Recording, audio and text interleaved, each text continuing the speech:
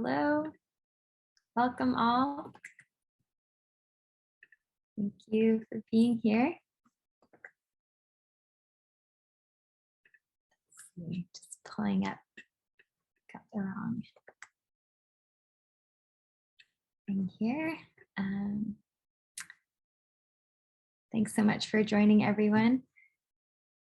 Sorry, does someone else have I'm having a freeze moment with my Chrome. Someone is able to pull up the script instead. I'm so sorry. Something special about Thursday. My computer is freezing here. I have it here, Carolyn. I'll go ahead and read the introduction, then pass it over. Okay, so, thank you. Sorry great about that. No worries, we'll go with it. So, hi everyone. Welcome, hello. Welcome to the Brooklyn Rail's 573rd New Social Environment.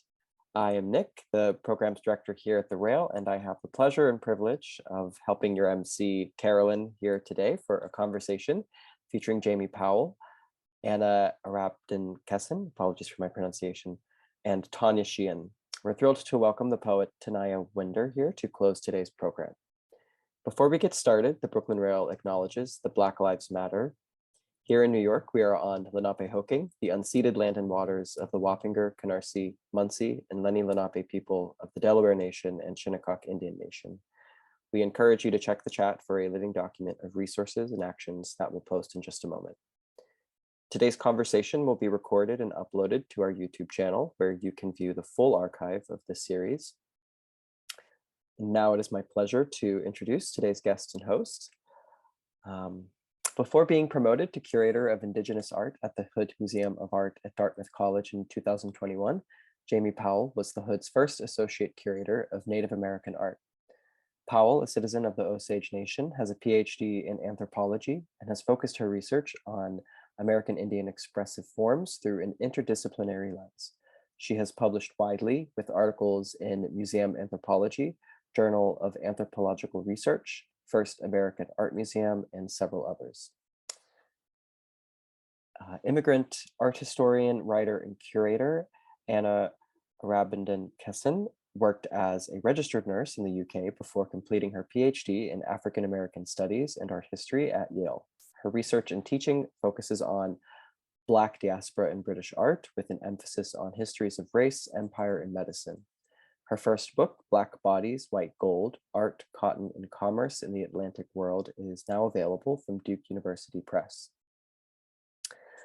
Wanda Nanibush had an emergency and couldn't be here today, but she's held various curatorial and academic roles across Canada since 2001. In addition to independent curation, Nanibush held the post of Aboriginal Arts Officer at the Ontario Arts Council, Executive Director of ANDPVA, and Strategic Planning for CCA. Tanya Sheehan is the Principal Investigator of Colby's inaugural Public Humanistic Inquiry Lab, Critical Medical Humanities, Perspective on the Intersection of Race and Medicine. Previous books include Doctored, The Medicine of Photography in 19th Century America, and her current book, project examines the subjects of medicine and public health in modernist and contemporary art by African Americans. And last, but certainly not least, art historian and critic Suzanne Hudson is Associate Professor of Art History and Fine Arts at the University of Southern California in Los Angeles. She is a regular contributor to Art Forum and has penned numerous essays for international exhibition catalogs and artist monographs. Recent books include Agnes Martin, Night Sea, and Contemporary Painting from Thames and Hudson in 2021. Without further ado, I will now pass it over to you, Tanya. Thanks so much, Nick. I want to thank you, Carolyn, Eleanor, Fong, and the entire Brooklyn Rail team for making this series possible. The series is titled Looking After: Conversations on Art and Healing. And I'm very pleased to co-curate it with my colleague, Suzanne Hudson, who unfortunately couldn't join us today. I also want to acknowledge that the Looking After series emerged out of the out of our work with an art and medicine research group, members of which have been joining the series as both presenters and moderators. And I want to take this opportunity to name all of them here. Some of them are in the Zoom room as we speak. They include me and Suzanne, Allison Moorhead, Pat Berman, Karen Hammerschlag, Anna Arabindan-Kesson, who's here with us today, and Julia Rosenbaum. So I want to thank all of my colleagues for inspiring this work and supporting it throughout the series. The goals of the series are as follows. The first is to explore the relationship between art and healing. We also want to share diverse perspectives across the global visual. We are showcasing new voices and emerging projects.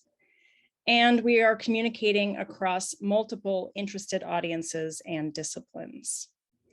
The series began by considering art and healing in the present moment, and we reflected on the COVID pandemic and its intersection with questions about art and social justice. We have since turned to historical contexts, but continue to reflect on the relationship between the past and the present.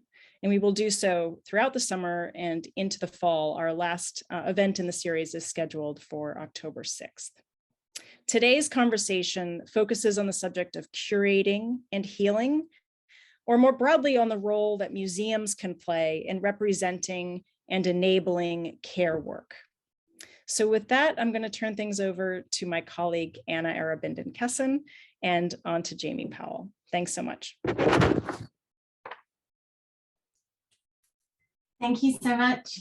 Thank you to everyone at the Brooklyn Rail, and of course to Tanya and Suzanne for inviting me to moderate this, what was going to be a panel with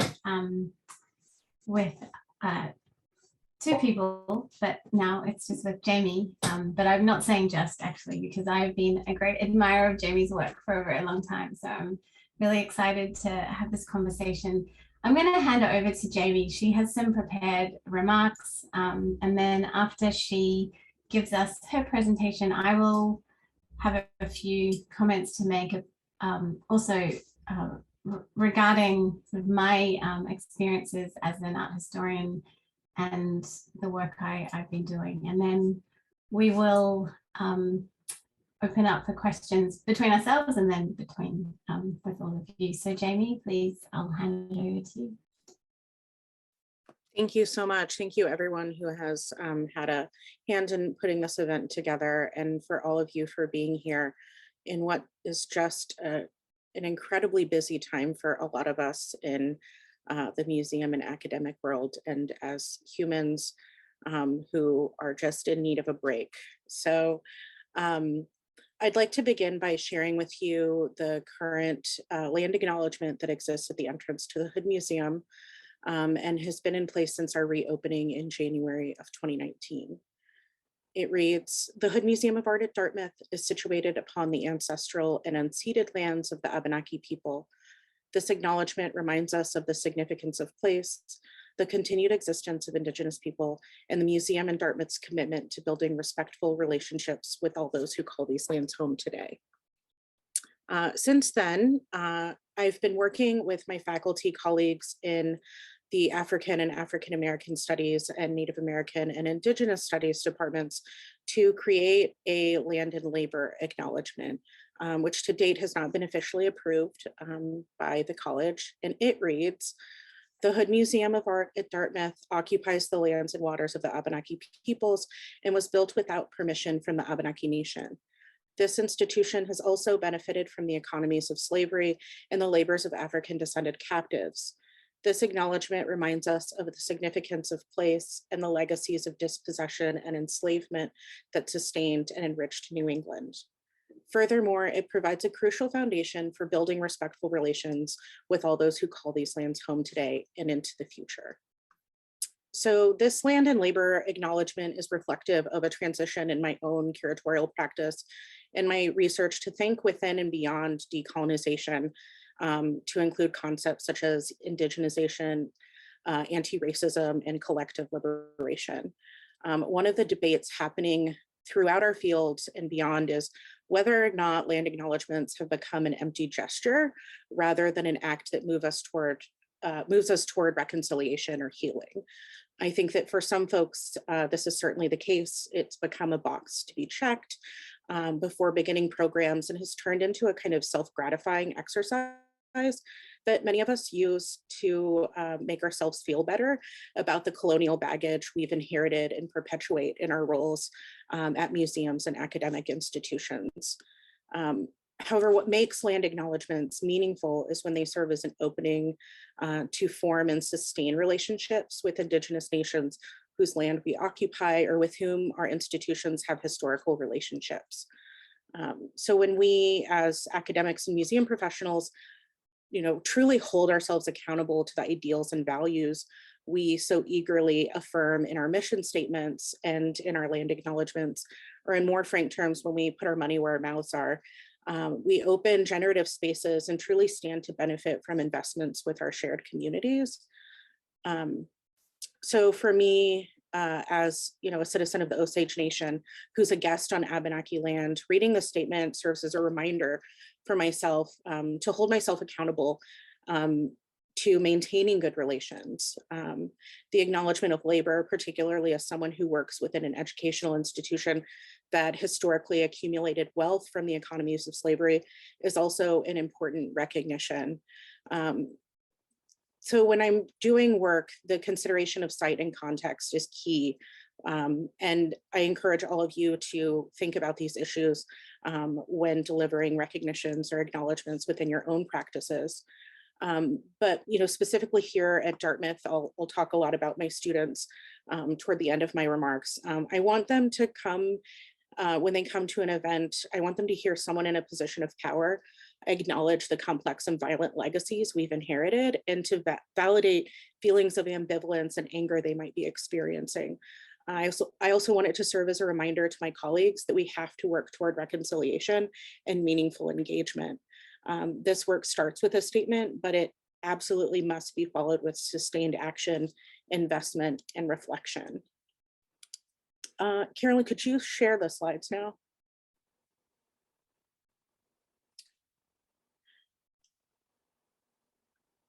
So and you can go to the next slide. So in order to kind of talk about our curatorial practice and healing, I was thinking about the reconciliation that we as museum professionals and academics are kind of facilitating between our institutions and descendant communities and the publics with whom we work today. And those feelings of ambiguity and ambivalence that we feel, or I certainly feel, about my role in kind of perpetuating some of the violence that I'm trying to push against or eradicate from these spaces. Within my work, I often use humor. And I once made a meme. If any of you have seen the film Mean Girls, know about fetch. Quit trying to make fetch happen. So I made one that's quit trying to make decolonizing museums happen. It's never going to happen because they're inherently colonial institutions. And it's not to say that this work isn't important, because I have, that has formed the foundation of all of the work that I do. But it's also, I think, an important recognition that we're never going to decolonize inherently colonial institutions. We can do other things. We can indigenize them. We can, move away from centering, because even in decolonizing, we're centering the colonial. So there are other things we can do. But I think for me, I often felt kind of this sense of overwhelming pressure to achieve something that wasn't actually achievable, to fix all of the problems of museums. And that was never, that's not realistic for any of us. And so other frames I've found them to be helpful within my practice recently. The show that I want to talk with you all about today is called Form and Relation, and it examines the work of North American Indigenous artists whose practices are grounded in our relationships to land and one another, using the flesh of the earth or clay as a central organizing medium. Each of the artists in this exhibition draws on the materiality of clay, but also the capacity for the land and these forms to hold knowledge. Some of the artists in the show include, there are 6 artists, Anita Fields, Courtney M. Leonard, Chinuba Hanska-Luger, Reuben Olgain, Rose Simpson, Kaylee Spitzer, and Roxanne Swensel.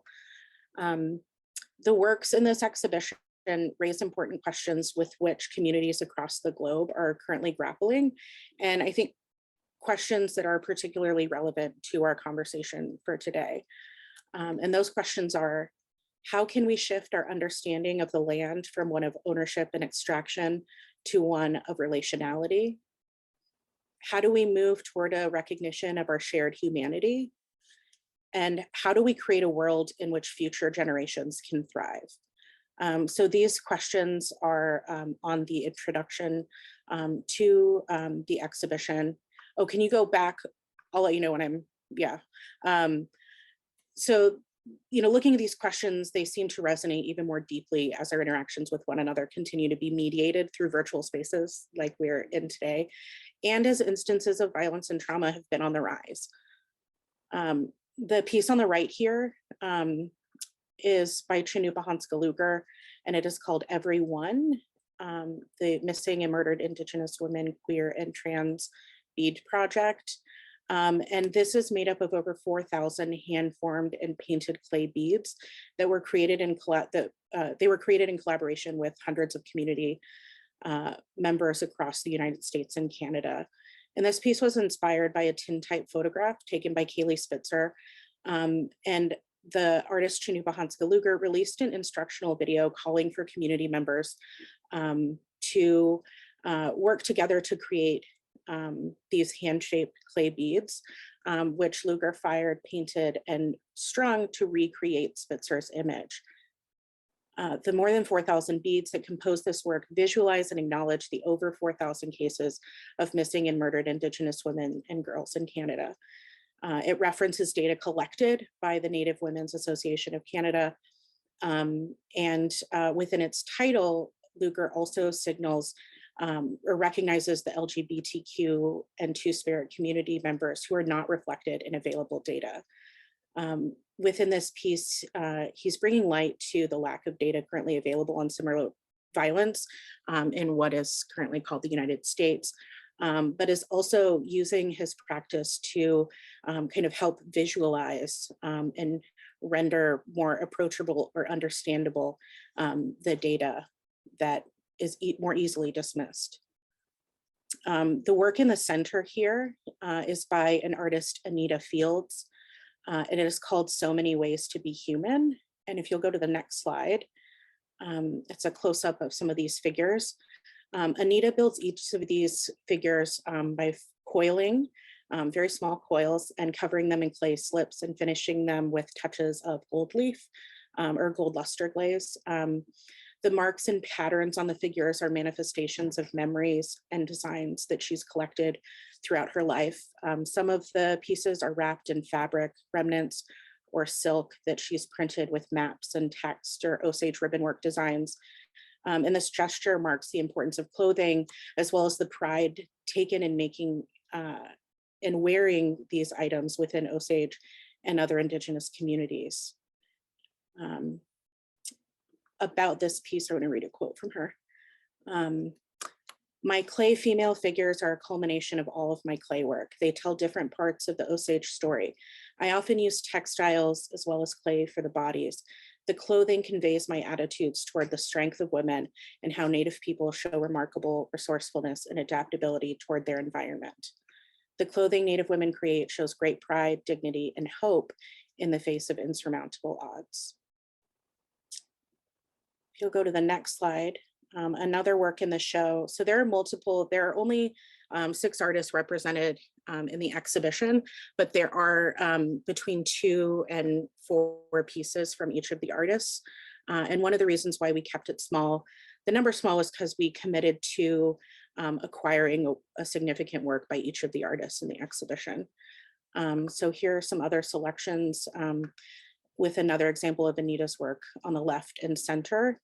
And on the left, this landscape is called when referencing the earth and sky, and is based on the Osage concept of duality between, that marks a division, but also balance between the earth and sky, and showing the need for collaboration and cooperation and duality in order to live a balanced life. The next slide. Major shift in color palette here. These are works by Courtney Leonard, who's a Shinnecock artist from what is now Long Island, New York. And this is a site-specific project and a single iteration of her ongoing project Breach, which is an annual logbook and visual account of the environmental degradation, fragility, and crises impacting coastal Indigenous communities. In this series, Breach, the overarching question she asks is, can a culture sustain itself when it no longer has access to the environment that fashions that culture? So this logbook, which she's titled Nebulous, is an account of the year spanning 2019 to winter of 2020.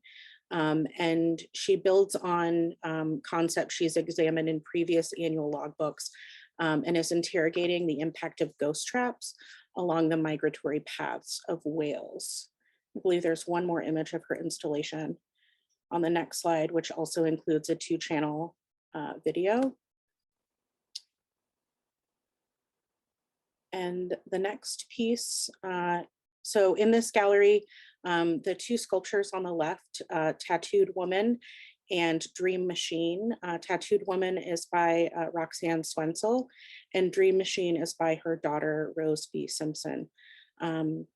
So as mother and daughter, they collaborated on the piece on the next slide, which is called Timeline Necklace, and it was commissioned specifically for this exhibition. It's a 21-foot installation and reflects how both artists incorporate personal experiences and human experiences into their artistic practice. It marks significant moments throughout their lives and is a commentary on woman and motherhood, intergenerational knowledge transfer, and the importance of collaborative creation. I want to read a quote by Rose that is just really beautiful. Rose of this piece in her experience says, "My mother raised her 2 children by herself. She built her house, she fixed the car. I grew up believing that it was what women do. As I've become a mother and created a little girl, I think that belief is transforming into something bigger. I used to feel bad for baby girls. I used to think that they would have to fight to be respected or happy in this world that is not made to love them. But these days I look at my little lump of girl eating from my breast and think, my gosh, we are magic. Our power is immense. We create life, we feel, we dream, we love, we manifest. I'm so proud to be the mama of a baby girl. And now I know my mama is proud of me too." I don't usually make it through that without crying, but I just think it's such a beautiful example of how through the process of creating work together, Rose and Roxanne have kind of healed their relationship as mother and daughter. We did a conversation with both Rose and Roxanne for the exhibition, which you can find on the Hood Museum of Art's YouTube channel.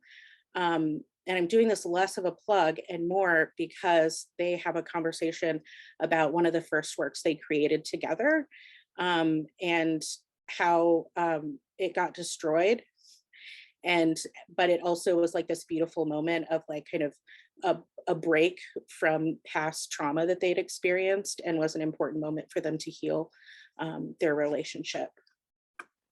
So the next slide, oh, and this is another, just some close-up shots of the work in progress. Next slide. So these are some other works in the installation, including the life-size ceramic bison skeleton in the corner. As a trained anthropologist, not art historian, I used to work in natural history museums. And so when I came to the Hood Museum, my son asked me where the dinosaurs were. And so I jokingly say that this is the closest I'll ever get to acquiring a dinosaur for a museum. But here he's talking about the relationships between the Mandan, Hidatsa, and Arikara nations where he's from, and the bison, and how the loss of species affected his ancestors, but also the land. And talking about the Great Plains as being endangered because indigenous grasses are dependent on bison to thrive and have therefore degenerated as a result of the decimation of the bison population. The next slide, this is another piece by Rose Simpson, and it's called Creature Comfort. And it's somewhere between human and non-human. And this being tends to itself, licking to groom or soothe the wound. Its uneven legs are supported by additional ceramic slabs. And an interest, this piece, I think, speaks to anthropomorphic representations and what can be projected onto them. But also by using this kind of animalistic gesture, the artist transforms the conversation into something that is more and less recognizable at the same time, and invites the viewer to consider what kind of care is required from within and outside of ourselves in order to survive.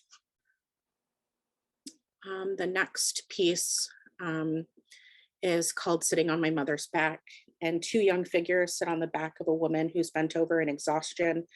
She's holding herself in a protective posture. One figure sits upright, holding an apple in his hand, while the other emerges from behind the mother's neck as if from sleep. Both shelter under her hair with little acknowledgement of their provider. This piece illustrates how the earth sustains and nourishes our lives and cautions us against neglecting this relationship. This piece, so this exhibition was installed and scheduled to open on March 14th of 2020. So everything shut down to the public the day that this exhibition was supposed to open, and has since been extended.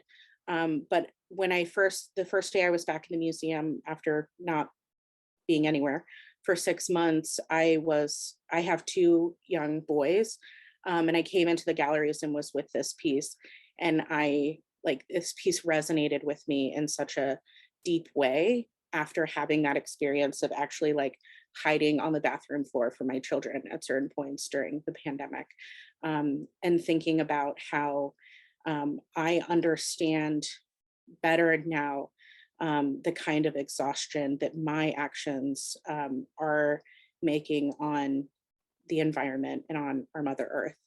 And so this work has helped me to kind of reframe the importance of small acts I can take in order to maintain good relations with the land and with the environment.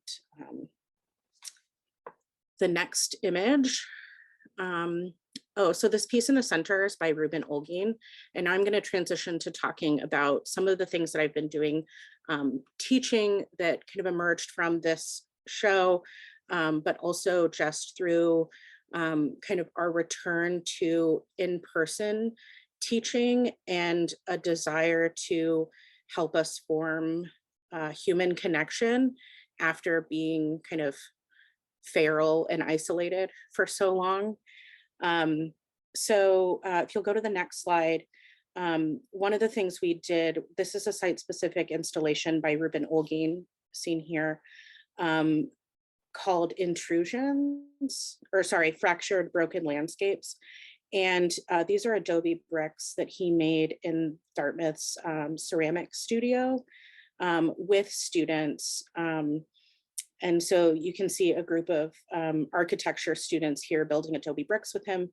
They were then carted over to the museum, and he built this pit that has a projection of, that he created, a site-specific projection that has a map of New Hampshire that he's kind of layering with other images and sediment and water, and kind of moving that around on the surface. But this is an ephemeral piece. When the show closes next month, all of these bricks, which were made using locally sourced materials, will go back to the land. So we'll go put them out and the rain will kind of wash them away over time and they'll be returned to the land. The next slide has images. Just over the past 10 weeks, I've been teaching my class on Indigenous art and material culture, and we have, more than any other term I've taught, been utilizing the art workshop spaces on campus. So on the left, we're doing a workshop with Nanababek, Dene or Navajo jeweler. And then on the right, we're working in the book arts workshop at the college, in the library, and doing some printing with Cherokee syllabary letterpress that's in the collections. The next slide is a installation by Elizabeth Noheah Coleman, who is a graduate fellow here at Dartmouth in studio art and has been working as a research assistant for me. Each of the graduate assistants have an opportunity to curate or to have an installation in this rotunda, which is right off the kind of green of campus and is highly visible. And so this Ele Kako is a site-specific installation where she invited folks to come in and create lei that are given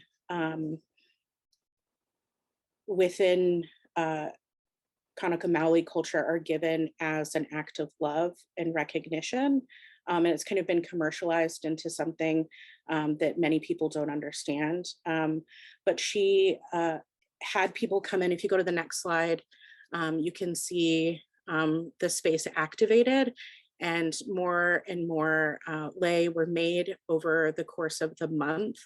And the next slide has my class making lei outside. But the invitation was for people to stop and to make lei, to think about who they wanted to make it for, and to put aloha or feelings of love and generosity into that as they were creating it. And I think it was a really kind of beneficial experience for our students at a difficult time in the term. And one of the reasons why the student decided to do this project was to create space for people to take a pause and to engage in making, and to use making as an opportunity to kind of reconnect with themselves and with one another, and to maybe form new relationships by making with people who they wouldn't otherwise visit with. And then the last slide is the completed installation. So it was over the course of a month, and there are tags on each of the lei, and she is returning the lei that people made so they can give them to the people that they made them for. And there's a lot of kind of socially engaged art happening. And I think, you know, similar to land acknowledgements, there are some artists who use socially engaged practice or community collaboration as a means to have unpaid labor and to kind of make larger scale projects than they could alone. But what I thought was especially beautiful about this was that she was using it as a space for teaching and for healing and for reconnecting, and is also giving the product that was made back to the folks who made it at the end. I'm sure there's a lot more that we could talk about, but those are my remarks to get us started.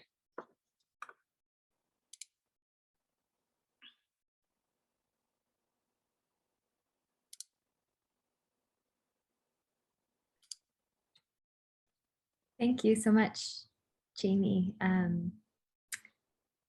Let's see, Anna, shall I pull up? Oh yeah, sure.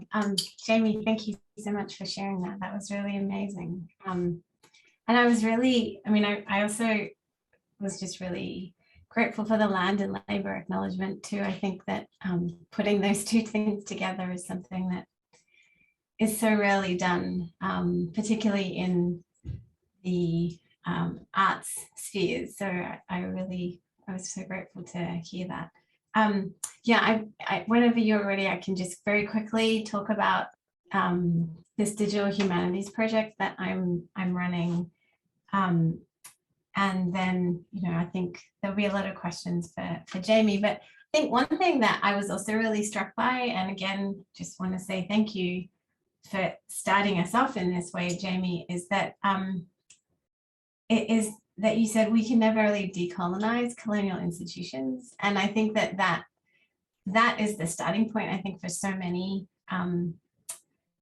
or that needs to be the starting point, I think, for so many of these conversations. And so, yeah, so again, just really grateful to have that framing.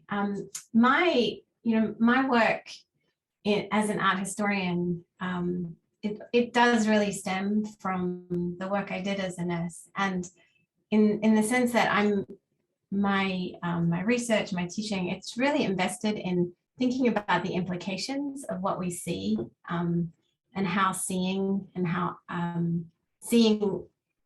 historically, seeing objects shapes the ways in which we perceive, relate, treat each other now.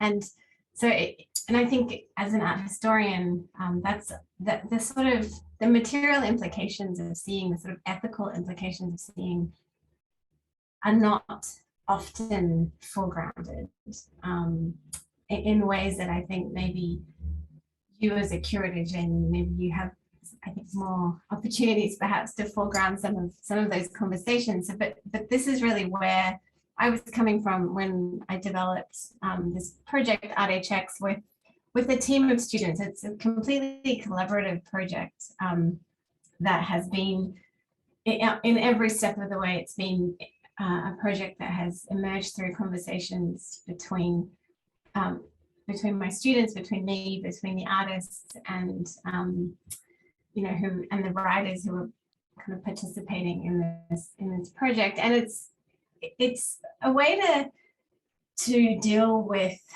difficult and violent objects, which is, I work on art and colonialism as well as kind of Black diaspora art. And I'm often faced with this question, right? What do we do with these objects that are violent, but that have also shaped histories of medical racism, histories of racism, and histories of colonialism and their legacies today. And I think that the kind of statement that opens this with this website, you have to click it off, but it's a statement that just describes the fact that what you're going to be looking at is are in fact works that are violent, that depict scenes that are often demeaning, are colonialist imagery, but we really believe that it's important to understand how these images continue to shape contemporary experiences and contemporary access, particularly to health, to medical resources, as well as how they continue to shape construction, as I said, constructions of race and its impact in the medical field, which is something that as a nurse I was very much aware of, working in Australia and New Zealand, and also in the UK, where the health disparities of Indigenous, First Nations communities, as well as communities of Black and Brown people, were always disproportionate to white communities. And so we've sort of framed this project through some overarching kind of research questions. And if you just quickly go to frameworks, I'll just talk about those, and then I think I'll stop. But it should be at the top. But there's basically, we've created these frameworks. One's called Cultivating Care, one's called Pathologies oh, so that's the content warning, yeah. Medicalized space, and another is called Pathologies of Difference. And what we are trying to do with these frameworks is find a way to bring audiences into, to understand both the narratives around colonialism, but also the ways that these objects might tell other stories that have been hidden, that have been erased from archives. And so we work with artists and with writers to build different kinds of interpretive or ways of interpreting and engaging with these objects. And so, and we've kind of clustered them around these different frameworks. And then so in that sense, I think we see this this kind of digital format as another kind of space for dialogue in a similar way, perhaps that Jamie was describing, as a space where we can have conversations, where we can engage with different communities and have different stories and voices being told, and really get at this question of how do we work with objects, these historical objects, but not necessarily look with these objects, right? So, and so for us, I think cultivating care is a really key framework in this sense, because we're also thinking here not just about practices of care, but also how interpretation is a practice of care, and how writing, how historical analysis is also kind of a practice of care. And again, I think this goes back to the question I started with, which is what are the ethics of what we do as writers, as scholars, as an art historian. And so we really wanted to kind of centralize that. And then the other kind of aspect of this project is as a kind of community engagement, public facing project. So we hold events. And I do see this as being a really important part of what I can do at a place like Princeton in terms of redistribution and reparations, and using resources, right, to support different kinds of artistic labor. So we invite speakers. We also, as I said, work with different community organizers, and we have an artist in residence program and writing fellowships. So that's I guess for us, we're thinking about those small actions that you mentioned, Jamie, right, that can reframe our relationship to this material, but also to the different means of labor. And also, I think how we can, I think the other word that you used that I was kind of writing down a lot was sustainability. Like how can we form investments that are sustaining, but also sustainable in terms of different kinds of artistic work and interpretation.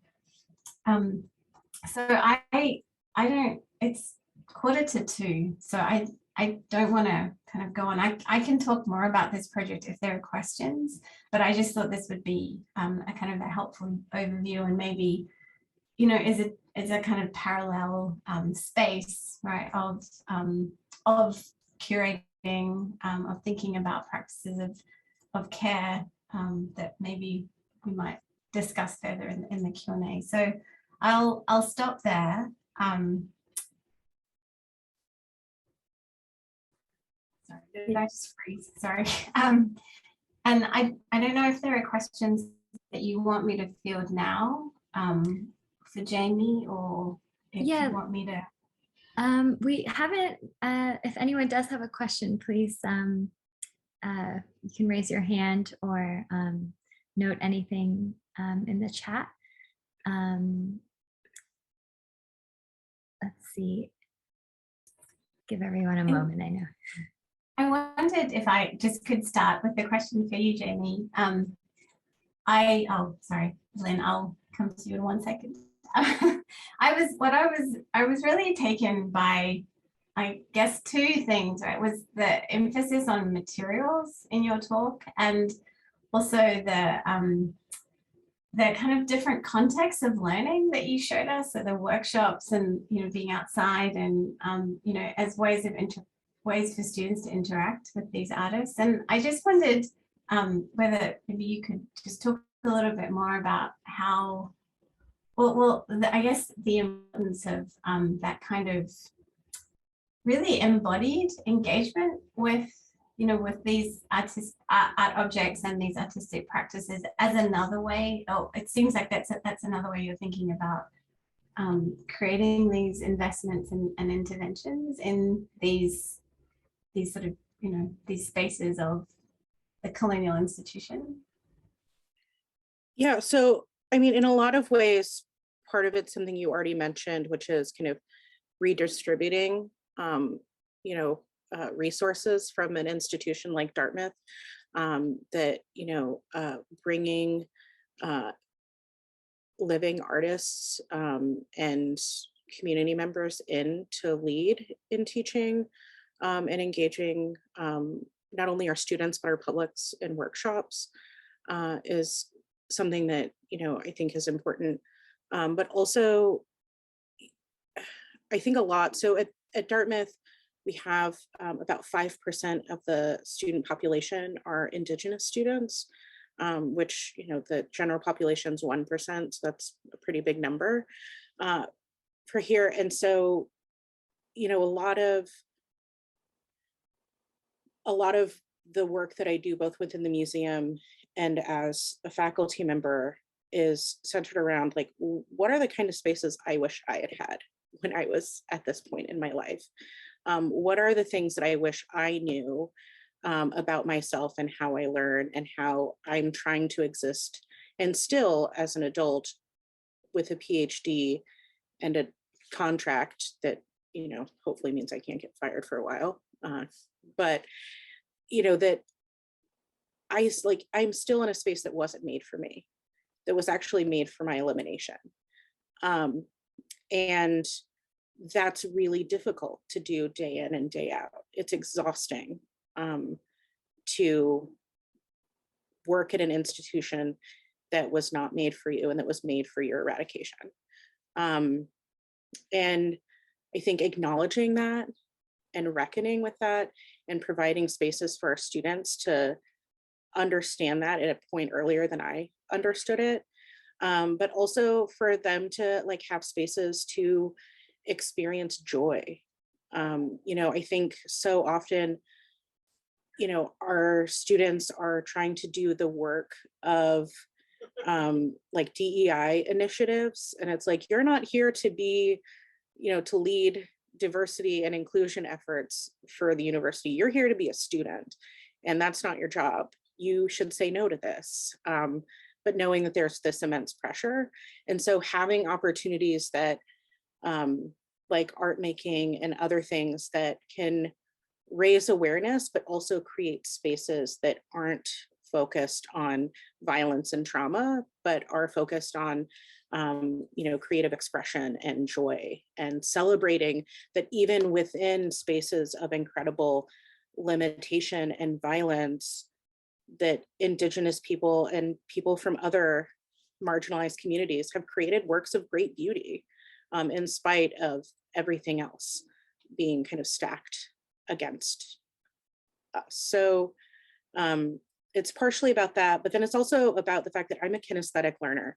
I never got a lot out of sitting and listening to lectures. It was better if there were good images, which there rarely were. But I learned by doing.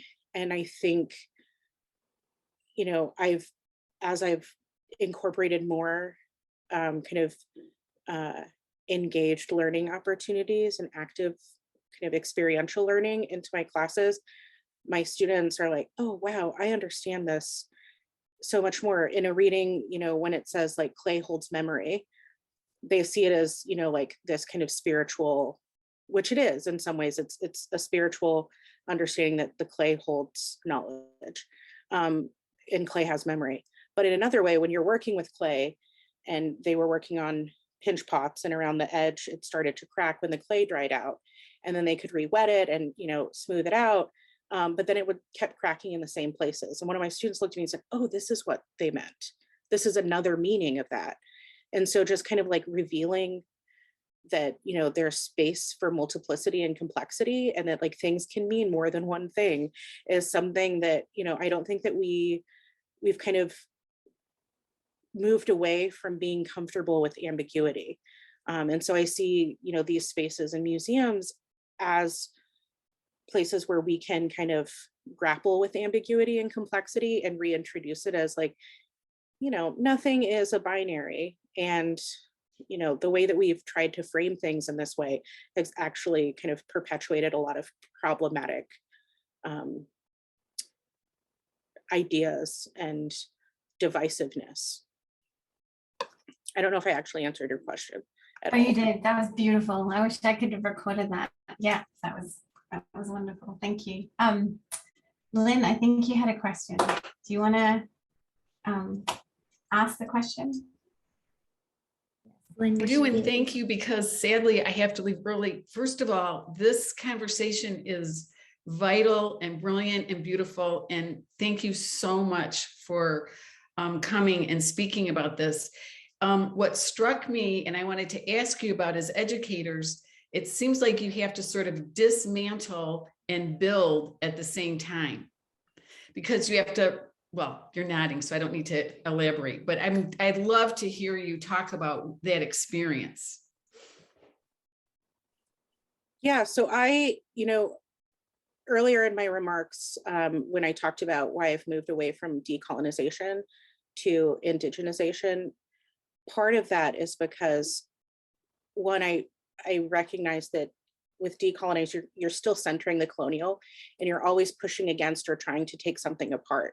But what that doesn't leave space for is what comes next. How do we build something else? And so for me, indigenizing is centering Indigenous ways of knowing. And within my curatorial practice, my research, it's, being an Osage person, it's centering Osage ways of knowing and being. And it's a different starting point. And so I can do this within an institutional space, but I'm creating other opportunities. And my focus isn't always on like, isn't always in response to the colonial or in response to the institution.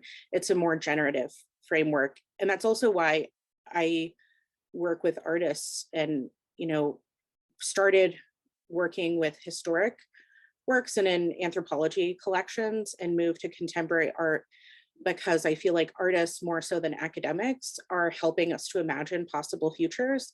And as academics are consistently just trying to tear things down and deconstruct things, artists are helping us imagine. And I think that as academics, there's a lot that we can learn from artists about creating.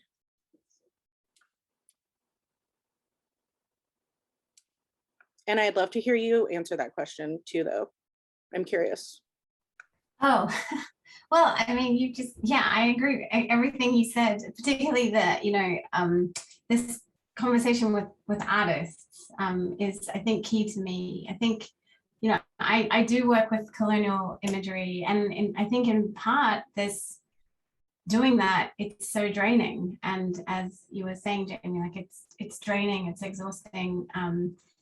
And I think also as an academic, deconstructing is also the same, right? And but I've always worked with contemporary artists, help us both break down but redesign, and that's really key for me. I mean, even in this kind of art and colonial medicine project, it's really about understanding these historical legacies so we can do something different and build something different together. And so that's and I absolutely agree that I think it's artists who are showing us the way, not just showing us like how to imagine differently, but I think showing academics, right, what we need to do differently in terms of our methods of historical interpretation, in terms of how we can even do that work. So I'm always, in my teaching, I'm always, in kind of bringing historical material into conversation with contemporary material, and it doesn't really work for me otherwise, and it never really has. So that's, yeah, so I think I second everything that you've said there.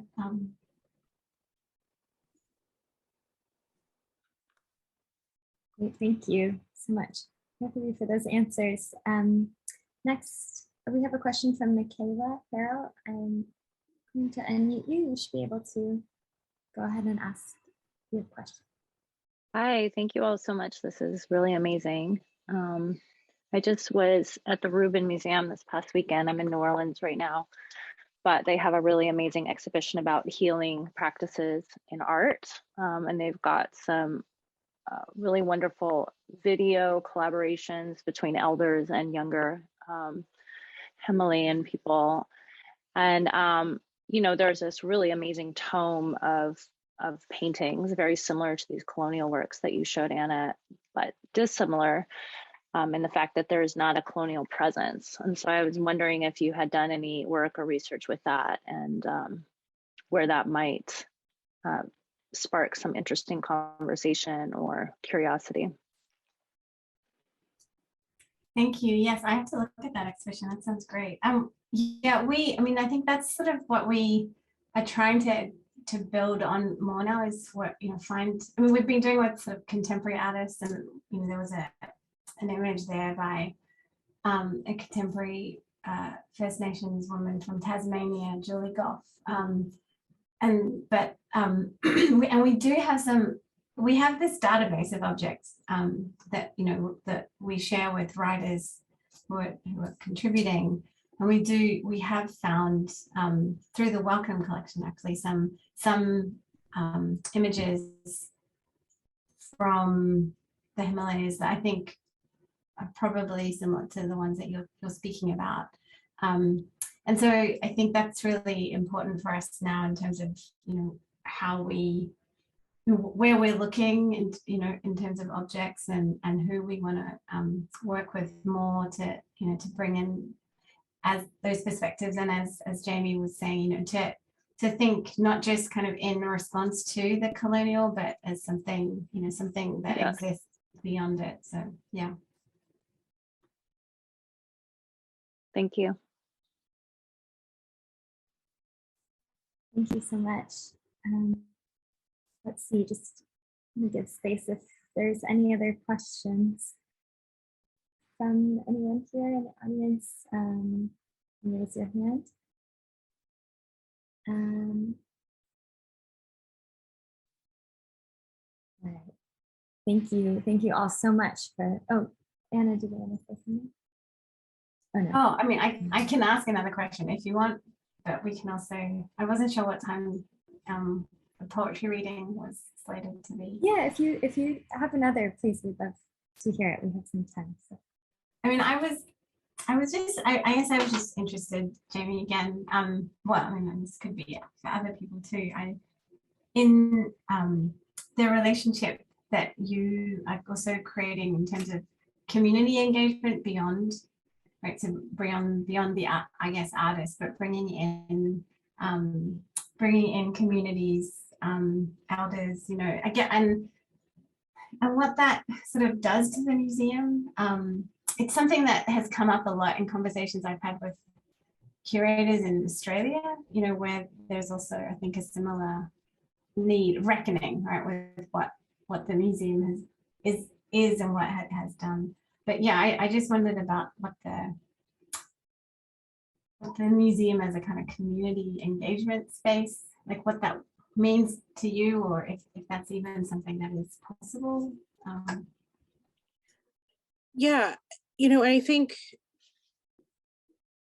you know, as I've mentioned, I have complicated relationship to museums. You know, some days really love museums, and other days I'm like, what am I doing with my life? And, you know, so that I think manifests in wanting to change the kinds of spaces that museums can be. And so that includes spaces for art making, spaces for visiting, spaces for engaging in conversations around difficult topics. You know, if we're talking about, you know, a difficult subject, and it's a one-on-one conversation, it can be incredibly difficult. But if you triangulate it with an object and you're talking about the object, it kind of mediates, but like the artwork can serve as a mediator to facilitate in that dialogue. But I also, you know, this kind of relates to your previous, or to the previous question about kind of dismantling and rebuilding at the same time, is that, you know, there are definitely moments where I think to myself, gosh, we should just burn it all down, or we should give it all back and start over. But where do you start over? What does this kind of space look like? And in the absence of being able to actually give it all back, then how can we create opportunity to make these the kinds of spaces that we want? So there's actually an Indigenous Australian artist, her name's Katie West, who I've been working with, and she's has these really beautiful installations where it's like, one that I love is, it's like pillows on a floor, and it's in this room with really large windows. And then there's some fabric that she's dyed that's kind of draped over the ceiling. And there's some low like noise machines creating ambient noise. And there's a shelf with books. And there's an invitation for people to come in and just exist as their whole selves, to take a break, to contemplate. She mentioned how kids have like come in and created like pillow towers with the pillows, and like that. Part of the process is like, museums are not spaces of comfort for a lot of us, especially, you know, people who have not been represented in relevant, meaningful, or even respectful ways. That, you know, so how do you kind of create spaces of comfort and just for people to exist as their full selves in museums? And so I think part of that is, you know, and I don't know if it's ever going to happen, but I keep bringing it up, like every exhibition meeting I have, I'm like, and can we buy some more comfortable furniture this time? Can we have some spaces that where people can sit and rest? Because these, like, you know, yes, we're ADA compliant, but is it actually accessible? Is it comforting? No. You know, and even with, you know, our guides, their job is to, you know, to keep the artwork safe, but also to, you know, share information. And, you know, I have a 6-year-old and a 9-year-old, and I hate taking my kids to museums. I love it, but I hate it because I know that, like, at some point, someone's going to yell at me or tell me to do something, or I'm just going to be stressed the whole time wondering, like, what are my kids going to do? And so, like, how do we make museum spaces where families can go, where children can go, where, you know, people with, you know, mobility impairments can go, and, you know, not feel like their existence is an inconvenience to the institution. And so, you know, it's, yes, museums can be spaces for healing, but there's so much work that needs to happen before that becomes a meaningful reality across the space. There are small things we can do between now and then, but there are these massive structural changes that have to happen. That is an excellent way to end things, Jamie, with that provocation and call to all of us. One of the central questions of this series has been, what are the spaces in which care work can happen, and for whom can that work happen? So thank you, Jamie. Thank you, Anna, for the work that you do and for sharing that work with us today. It was really an honor to hear about that. I also want to note that when I acknowledged my colleagues in the Art and Medicine Research Group, I inadvertently left out our wonderful colleague, Elizabeth Lee, and I apologize to Elizabeth publicly for that. I believe she's already left us, but please know that she is a wonderful scholar who's also shared her work in this series. So thank you for that. I'm going to turn things over to the Brooklyn Rail to start the next aspect of the event. Amazing. Thank you, Tanya. Thank you so much, Jamie and Anna. I'm so thrilled to welcome our poet laureate of the day. We end every community event with poetry reading, and today we're really lucky to have Tanaya Winder here with us. Let's see. Tanaya Winder comes from an intertribal lineage of Southern Ute, Pyramid Lake Paiute, and Duckwater Shoshone nations, where she is an enrolled citizen. Winder's poetry collections include words like love and why storms are named after people, and bullets were named nameless, which we will link to in the chat. Tanaya's performances and talks blend storytelling, singing, and spoken word to teach about different expressions of love and heart work. Her specialties include youth and women empowerment, healing trauma through art, creative writing workshops, and mental wellness advocacy. With that, I'd love to turn it over to you, Tanaya. Thank you so much for being here with us. Thank you for having me. So excited to share some poetry with you all. So the first poem I'm going to share, I actually wrote this for my tribe. I got invited to be one of the Tri-Ute Youth Conference role models representing the Southern Ute tribe. And because I'm a writer, you know, they had asked me if I would write a poem for their event. And it's really awesome because I got to read the poem for the event. It's always like a blessing to be able to write things specifically for your tribe and your homeland. And, you know, they ended up putting this poem on the wall in the basketball court of our reservation's recreation center. And that's one of my favorite parts because, you know, I used to try to be a baller back in the day, trying to play basketball because that's what all my friends did, but I was horrible at it. I should have just done theater, which I would have really loved, but I was trying to play basketball and I never had a place on the court. But now I have a poem there and it has a place on the court. And this poem has such an interesting life because then I kind of just took the inspiration from that poem, revamped it, rewrote it, and a version of it appears in Poetry Magazine's first ever youth reader edition. And then somebody who works with Highlights magazine saw it published in poetry, and even though they usually don't publish previously published poems, they then asked if they could republish it in their Native American Heritage Month issue last year. So for someone like me who just grew up going to the doctor's office and just like didn't see myself represented, you know, in magazines like Highlights, to be able to have a poem in there was just totally awesome. And just the seed of how it planted for community came back around, so young Native girls and people can see themselves in it. So this poem is called Being.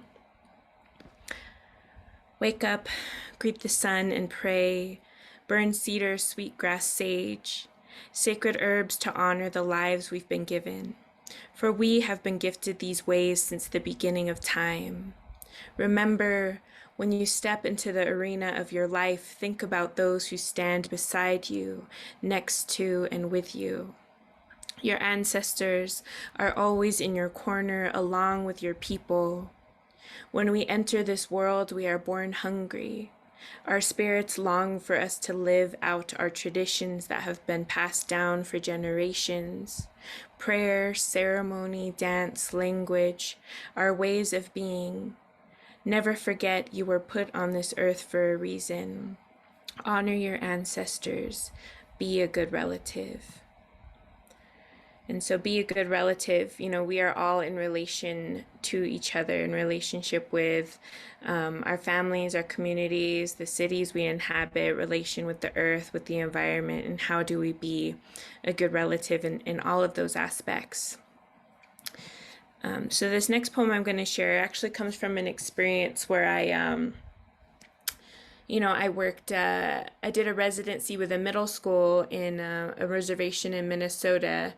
And it was my first time working with just all girls one time. And one of my favorite prompts to do to just bring people into the room, is if you could have any superhero power, what would it be and why?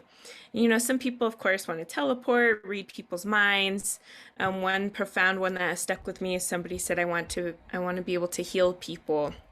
And I think that's what we all do as artists and writers and heart workers and people who live with this purpose. But this one experience was the first time I had every single girl write invisibility. And I thought just how hard it is to be a young woman of color in this world, about how hard it is with bullying, being a young person and wanting to make yourself feel small when we all deserve to be our biggest, fullest selves. But at the time I was doing some work on advocacy for murder and raising awareness about this epidemic of murdered and missing Indigenous women. And so I had all that in mind with this experience, and out of it came this poem called Love Lessons in a Time of Settler Colonialism. They too know all too well that some cracks were built just for us to fall through. We live in a world that tries to steal spirits each day. They steal ours by taking us away. From industrial schools to forced assimilation, genocide means removal of those who birthed nations. Our living threatens. Colonization has been choking us for generations. I tell my girls, they are vessels of spirit, air to lungs expanding. This world cannot breathe without us. There are days I wish I didn't have to teach these lessons, but as an Indigenous woman, silence is deadening. There is danger in being seen. Our bodies are targets marked for violence. We carry the earth's Me Too inside us, a howling wind. Our mothers and their mothers swallowed these bullets long ago. The voices ricochet. I wish I were invisible. I wish I were invisible. I wish echoes in my eardrums. We know what it's like to live in fear. Colonialism's bullet sits cocked, waiting behind a finger on trigger. We breathe and speak and sing for survival. We carve out in lines, we write, I know joy, I know pain, I know love, I know love. I know lessons we've carried throughout time. Should I go missing? Don't stop searching. Drag every river until it turns red and the waters of our name stretch a flood so wide it catches everything. And we find each other, whole and sacred, alive and breathing and breathing and breathing. And so, my grandmother is a survival of residential boarding school. And I always think about that when we think about extraction, natural resources, oil and gas being extracted from the land and the harm, the violence that happens there. And then the extraction now of our women and children, our women being taken, people being put into human trafficking, having their lives taken. But thinking back to how that started, with the boarding schools, our children being extracted from communities as these resources being taken from their homes, and that being some of the original extraction, that's happened in our country's history. And so this next poem I wrote with my grandmother in mind, with my childhood in mind. And just the things to know is that when I talk about Journey in the poem, it is the musical group Journey, because my aunties really loved making us listen to Journey when we were little. So I'll close with this poem. And it is called Uncharted Territory of Grief. Summers meant sticking my arm out the back of a res car. No other windows rolled down. Consequences of a mechanic, some stranger's calloused hands left us with sticky summers, sweat dripping from our foreheads. I waved to make-believe friends and hungry ghosts. My arms danced against the wind, taking comfort in the resistance of warm desert air. The ghosts sing along as Journey's keys and bass blared through a battery-powered boombox. The car hugged the highway curves like a child holding its mom's hand, afraid to walk alone in the dark.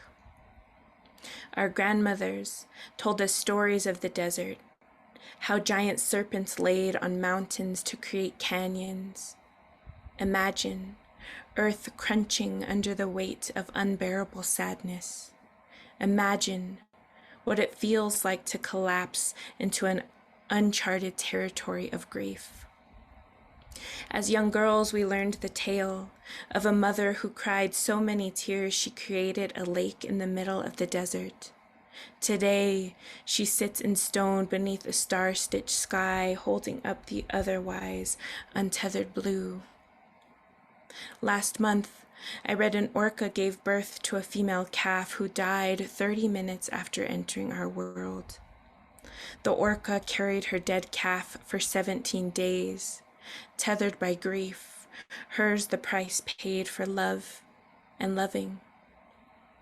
At 34, my sister gives birth to her first child, a winter-born boy. In recovery, my sister asks if she can walk yet. Her nurse says, wait until your legs are yours again. I wonder who and what I've carried and carry for days, months, years. Grandmother, take me back to your childhood where you sang Blue Moon in boarding school, where you won the talent show. Take me back to 17 when my back first curved into an S, the serpent inside me coiled under grief, my scoliosis stopping any sports outside of prayers and inside dreams. I wish we'd had more time. Take me back to the day my fingers learned the blues until chords calloused their tips, the electric progression of Ain't Got No Home etched into my body's memory. Take me back to when we were all children given songs to sing, the ones you proclaimed were anthems, predictions for how we would love. Take me back to when we were all children saying, let's pretend. We'd yet to swim through our grief. Our spirits hadn't been crushed by fists breaking through bedroom walls, and I could still hold your hand in the dark. Let's pretend our ghosts have been fed. Let's make believe our hearts are ours so we can walk again. Reverse the journey. Play back the boombox, rewind the cassette tape to our favorite part where we all sing along to the na-na-na-na-na-nas until my lungs can remember what it's like to breathe in a world where you are still here and I'm still waving at ghosts through the back window singing, now it's your turn, girl, to cry. Thank you. Tanaya, thank you so much for such a beautiful way to close this event today. We're really so grateful to you, to Jami, Anna, and thank you, Tanya, as well, and Wanda in absence today. We're sending really our best wishes. We would also like to thank Suzanne, the Colby Center for the Arts and Humanities, and USC Dornsife College of Letters, Arts and Sciences for helping to make today's event possible. Please check the chat for a link to donate to support our writers and operations here at the Rail, like today's NSE. And please join us tomorrow at 1 p.m. for a conversation with Anna Campbell, hosted by Ksenia Zabulova on the event of Campbell's Show at Participant. And we will conclude with a poetry reading by Oliver Baez Bendorf. You can turn your microphones on and say goodbye as you leave. Thank you all so much for joining us today. Thank you. all so much. Thank you all so much. Thank you so much.